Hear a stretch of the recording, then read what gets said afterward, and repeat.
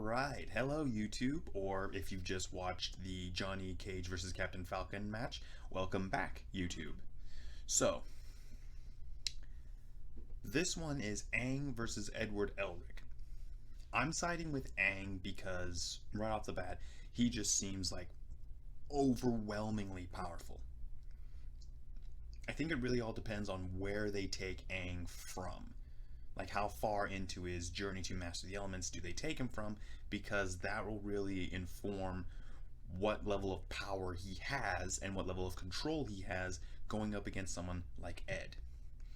Now, in the Johnny Cage versus Captain Falcon punch, I referenced how in the talks that me and Reaper had, we were debating Aang versus Ed ourselves. And the big thing was that Aang is able to manipulate these elements in a way that Ed would not be able to really understand. But Ed can do the same way because Ed manipulates them in a way of science that's advanced to the point where Aang just would not be able to truly understand what's going on. But I still think the big thing here is that anything Ed can do, Aang can do a more impressive, if somewhat simpler, form of it. Then there's energy bending. I don't know how that's going to play into this. Alright, without further ado, let me move this over here and get started. Alright, Aang versus Ed. Who's going to win this one? 3, 2, 1, and play. Have you heard of hymns? They're all about making you look and feel good. Thanks to science, baldness can be optional, because Hims is here to help. 4hims.com is your one-stop solution for hair loss, skincare, and sexual wellness for men. Get started with the complete hair kit for just $5 right now while supplies last and subject to doctor approval.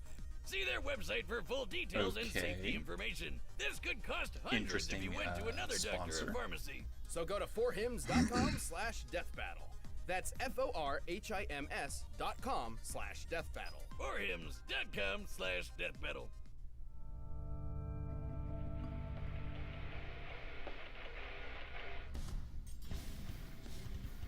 The elements make up every aspect of the world we live in, and no average person can tame them.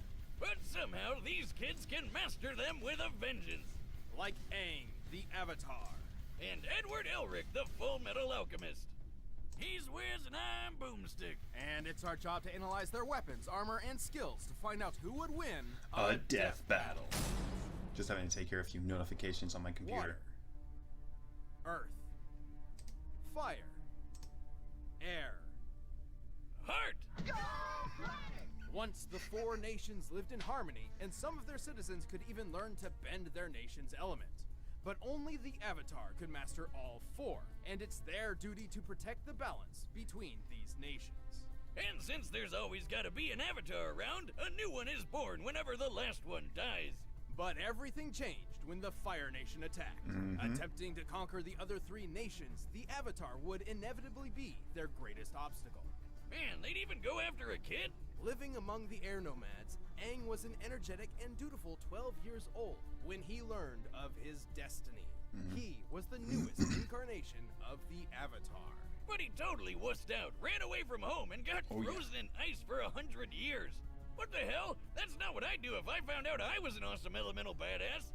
I'd definitely find a way to make money off that. Of course you would, Boomstick. He's 12. But running away actually saved his life, as the Fire Nation knew the next Avatar would be an air nomad and slaughtered them all in a horrific surprise attack. But the poor kid wouldn't be stuck in ice forever. He was eventually rescued by some new friends and began his quest to learn the other elements and save the world. And as an air nomad, he can really bend the wind to his will. He can use air bending to create whirlwinds and tornadoes or slice through solid stone. And he can fly. Whee! Well, it's not exactly flying, Boomstick. What he actually does is manipulate the air currents to keep aloft. That's why he carries a glider, complete with snacks. Oh, well, I'm sure that'll come in handy. Whatever. If it looks like a duck and sounds like a duck, it's a duck. Or I guess, flying avatar guy. But ducks actually can fly. Anyway, Aang can use air in pretty much every aspect of his life. Like for shields, increasing his speed, improving agility, adjusting his body temperature, and even focusing his breath to use as an attack. After he learned waterbending from Paku and Katara, Aang can make whips, knives, and literal tsunamis. Hey, I can do that too. Just give me a pool and watch this cannonball fly. Does that mean I'm a waterbender? No. Sure. Waterbenders can also manipulate steam and ice. Just like how I, the great waterbender Boomstick the Wet, will use my powers to swim through this frozen block. You what? Yep. Waterbending 101. You can be jealous. Oh wow, I'm just bursting with envy. Bending powers, activate! Ha! Success! Like airbending, waterbending requires a nearby source of water to use, like a pond or a filled bottle. The same goes for earthbending, which Aang learned from his mentor Toph. Earthbending is all about throwing rocks at people, and a bunch of other cool stuff, like making walls and earthquakes and causing the ground to swallow you up. Which is kinda creepy, actually. Last but certainly not least, Aang learned the art of firebending from his longtime rival, Prince Zuko. Unlike the other arts, firebenders can actually create fire to use at will. Firebending is so goddamn powerful. It's even got the deadliest bending technique of all, shooting lightning. Well, only the most advanced firebenders can cast lightning, which is usually an instant kill move. While Aang never learned the move itself, he has learned how to redirect it through his body. But even after learning the 4 elements, Aang got to meet one last master bender. Who taught him the art of manipulating a person's life energy, the purest form of bending. It's super dangerous though, and one mistake could tear up Aang's soul. And with it, Aang defeated the Fire Lord and brought peace to the world at large. Well, with that and with his super form, the Avatar State. There it In the is. Avatar State, Aang's bending abilities grow immensely powerful. This is because the Avatar State lets Aang draw upon the power and wisdom of all previous Avatar incarnations. Though it is extremely risky, as dying while in the Avatar State ends the cycle of reincarnation permanently. Why would he care if he's dead anyway? Whatever, the coolest thing about the Avatar State is it makes you glow, like this. Behold! How are you doing that? Oh, I drank a bunch of glow sticks. You need to go to the doctor, like right now. My liver's processed way worse than this. Well, with or without the Avatar State, Aang is plenty Okay, hold on. There we go. powerful. He has the ability to move gigantic stone columns and even carve canyons around an entire city. Not only has he survived hits from earthbending kings and massive explosions, he threw this gigantic column of rock at the Fire Lord. To get the column's mass, we compared Aang's height against it and determined it must weigh 9,500 tons. Aang's super fast too. With airbending, he can run on water. Which, given his size, requires a movement speed of well over 67 miles per hour. He used airbending to block a giant column-destroying explosive attack from the best-named character on the show, Combustion Man! And he's proven he could redirect lightning from the Fire Lord himself. Taking into account the distance between them and how far Aang's arm had to move to catch the lightning, he would have to react at least 155 times faster than sound. He is pretty unused to violence, though. I mean, he's a vegetarian pacifist for crying out loud. But while he may seem like just a kid, Aang still saved the world and led it into a peaceful future. To him, bending is elementary. If you want to be a bender, you have to let go of fear. Alchemists of old once tried to turn Okay, lead into let's see gold what they say with about Ed. not great results. But in the country of Amestris, the ancient science of alchemy is actually possible by using the Earth's natural energy to reshape the molecular structure of various objects. And by drawing a circle thingy. A transmutation circle, which most alchemists use except for the youthful prodigy, Edward Elric. Oh, what a little badass. Careful, Boomstick, he's a bit touchy about his size. Hey, if I lost my mom like he did, I'd get mad at the little stuff too. Just a little. But Ed and his brother Alphonse figured they could bring her back with alchemy. So they went for it, but things went south real fast. You know how people say they give an arm and a leg for something? Well, Ed literally did, and poor Al lost his whole body. Luckily, Ed managed to stick his brother's soul in a suit of armor. But still, yikes. This horrible experience has forever marked the two brothers.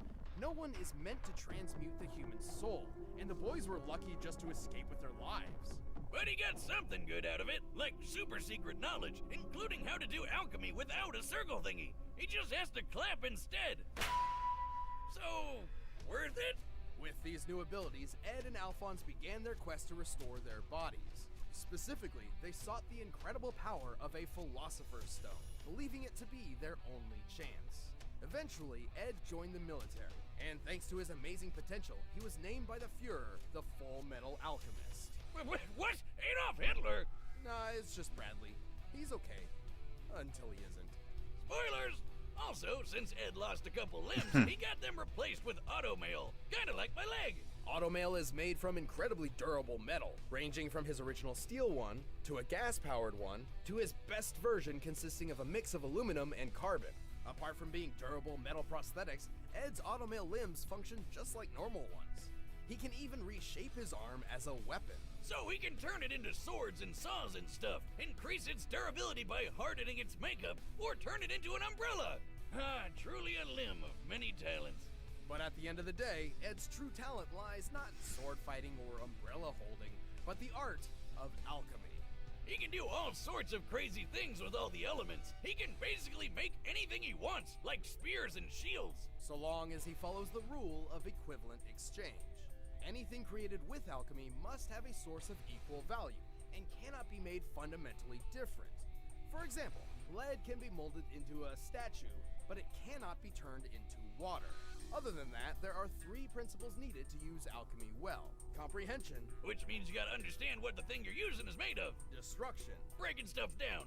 and reconstruction. Putting stuff back together. Ed is only limited by the materials at hand and his imagination. At his full potential, he can do almost anything. He can purify water, create ammonium gas from ammonium nitrate, repair entire houses, and transform a gun into a trumpet. Don't you ever try and do that with any of my guns. Anyway, Ed's also learned destruction alchemy, which does exactly what you think it does, make a big ol' kaboom. Ed's used it to destroy stuff like automail, but it can also be used to explode people's heads. So, using destruction alchemy, Ed should be able to destroy something like this on a molecular level. Ha! Or you could just do that. Anyway, with all of his abilities, Ed has done some incredibly impressive things. Not only has he blocked gunfire from a Gatling gun after it started firing, he's dodged a pistol from nearly point-blank range, and his automail arm even took a bite from a lion-headed chimera.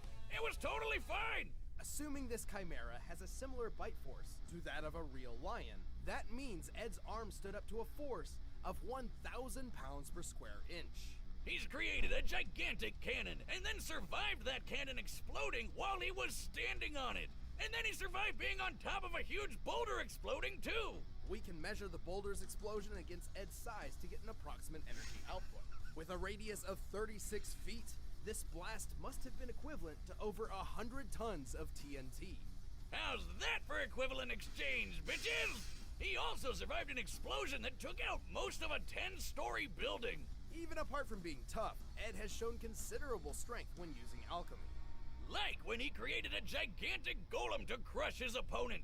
By measuring the size of the stone golem's thumb, comparing it to the size of the average human's thumb, and using that scale to estimate the size of the golem, that gives us an estimated weight of over 3,000 metric tons. All this without any Philosopher's Stone, because it turns out those things are really, really messed up. Right. Philosopher's Stones are extremely powerful and can be used in many different ways. Kimberly the Crimson Lotus Alchemist, for example, used one to create a massive explosion equal to 157 kilotons of TNT. However, it turns out that these stones are composed of imprisoned human souls. So Ed and Al vowed to avoid them on principle. Although Ed can boost his alchemic power in a similar manner by drawing on his own life force, increasing his potential at the cost of shortening his lifespan. But that's what Ed ultimately had to learn, what it truly means to let something go. and so he found another way to revive Al's body, sacrificing his own power for the sake of family. Aw, what a nice guy. But all in all, so long as Ed knows what he's trying to transmute, he's an amazing force to be reckoned with. Now let's go home. Together.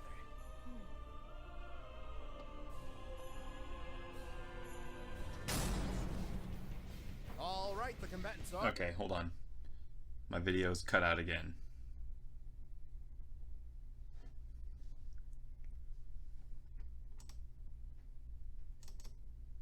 Come on. Okay. Okay, there we go. set, and we've run the data through all possibilities. But first, thanks to Blue Apron, I've become a food vendor! By now, you've probably heard of Blue Apron, the leading meal kit delivery service. Okay. This one's easy. I'm going with Aang. The sheer power that Aang is bringing to the table, Ed can't do much against it. He can delay. Aang can destroy Ed. Ed can delay Aang from destroying him. Aang is getting my vote. It'd be interesting to see, though. That whole Aang not wanting to kill is gonna come into play here, I think.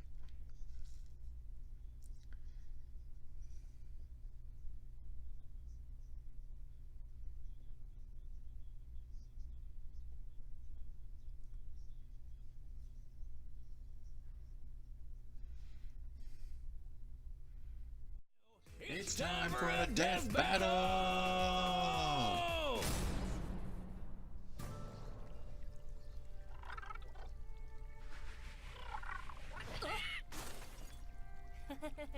Sorry, Momo. You're just too little. Little! Who are you calling a pipsqueak, you stupid hairless kid? Nobody? I'll show you!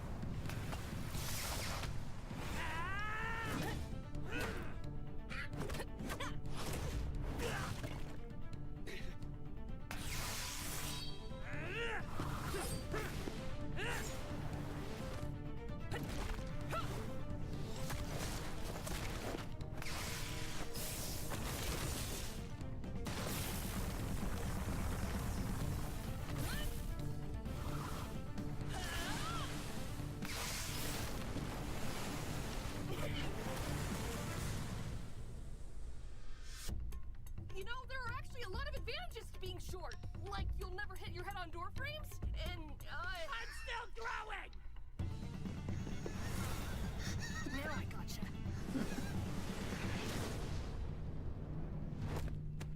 Ah! Oh no! I'm sorry! A classic misdirection. That's advantage Elric! Ha! Damn it!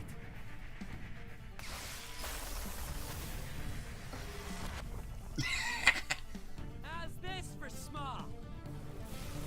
Looks like overcompensation.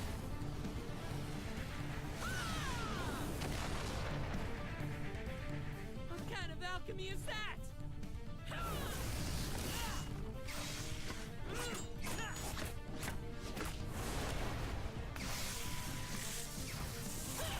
Okay, no more clappy magic. Uh-oh.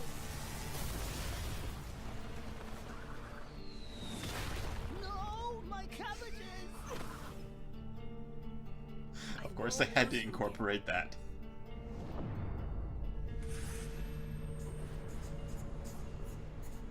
There you are! Nice try, Shorty!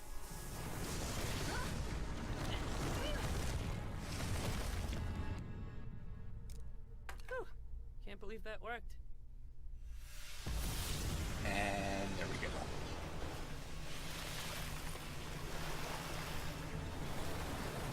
This ends now.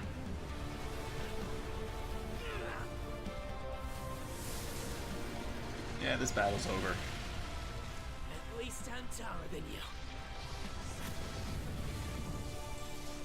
You left me no choice. KO. Looks like Ed didn't have a leg to stand on. Or arm, I guess. Ed may have been more quick-witted and inventive, and he certainly had more combat experience. But Aang's bending abilities were far more versatile and readily available than combat alchemy.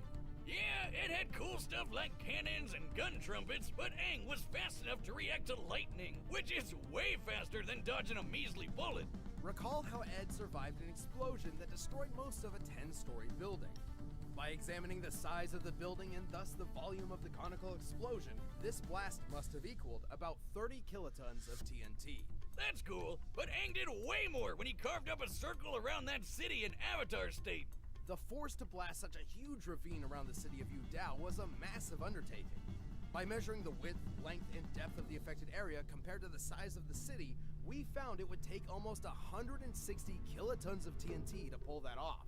More than 5 times greater than Ed's best durability feat. So Aang definitely had the stuff to crush Ed's automail arm, and the rest of him. Granted, Ed could reach this sort of power by sacrificing his life force. Remember Kimbley's explosion, the one empowered by a Philosopher's Stone, a blast worth 157 kilotons of TNT? That's almost identical to Aang's feat, and theoretically, Ed could have been capable of this level of power. Theoretically. However, a Philosopher's Stone uses many souls, while Ed could only draw from his one. Not to mention, drawing from his own life force meant his power-up had a very short and dangerous duration limit compared to the Avatar state, which has no such limit.